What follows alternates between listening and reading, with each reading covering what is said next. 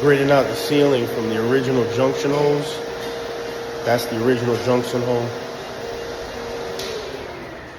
It's a jig we made to get our 6-inch lights in. Okay. The 6-inch lights are like 6 3/8. So we created a jig after we lined out the ceiling.